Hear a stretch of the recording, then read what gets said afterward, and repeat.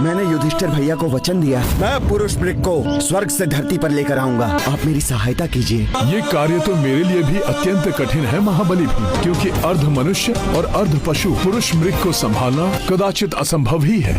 मन की गति से भी तीव्र वेग से चलने की क्षमता है उनकी। जहाँ उनके चरण पड़ते हैं वो स्थान पवित्र हो जाता है, किंतु उनसे एक भयंकर बात भी जुड़ी हुई है। वो पुरुष का भोजन करते हैं, वो तुम्हें ही अपना आहार न बना ले। उस वचन को नहीं निभा पाया तो पुरुष मृग का आहार बनना ही मेरे लिए उचित होगा। नहीं अनुज, अब जब तक तुम्हारा अग्रज तुम्हारे साथ है ऐसी स्थिति कदापि उत्पन्न नहीं होगी। तुम निसंकोच स्वर्ग जाकर पुरुष मृग को इंद्रप्रस्थ जाने के लिए आमंत्रित करो। उसके आगे की चिंता तुम मुझ पर छोड़ दो। कल्याण हो। ओम नमः शिवाय।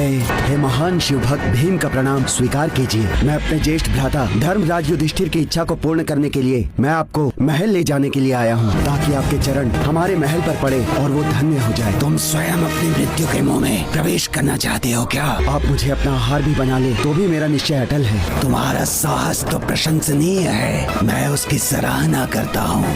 भोले बाबा, अपने रुद्रांश को आशीष दीजिए कि मैं भीम को सफलता दिला सकूं। मेरा प्रणाम स्वीकार कीजिए भोले बाबा। मैं तुम्हें तुम्हारा वचन पूर्ण करने का एक अवसर अवश्य दूंगा, परंतु स्वर्ग से बाहर जाते ही तुम्हें मुझसे भी तीव्र गति से चलकर मुझसे पूर्व इंद्रप्रस्थ पहुंचना होगा, क्योंकि यदि तुम ऐसा नहीं कर सके तो मैं तुम्हें खा जाऊंगा, अन्यथा तुम्हारे भ्राता की इच्छा पूर्ण करूंगा। उचित है तो मुझे आज्ञा दीजिए पुरुष मृग जी। जय बजरंग बली।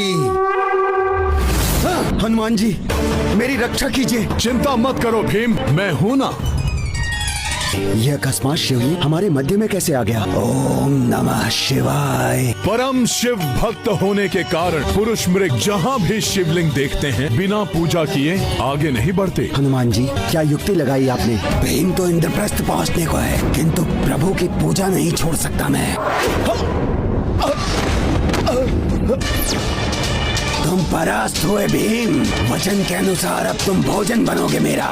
नहीं पुरुष मृग जी, मैं आधा भीतर हूँ और आधा बाहर। मैंने अपनी महल की सीमा को स्पर्श कर लिया है, अतः अब यदि आप मुझे भोजन बनाएंगे तो ये अन्यायपूर्ण होगा। न्याय मूर्ति धर्मराज युधिष्ठिर करेंगे।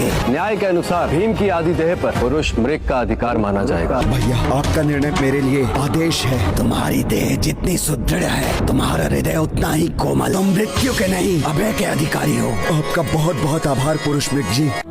युक्ति अनोखी कपीश लगाए, भीम पुरुष मृग हाथों बचाए।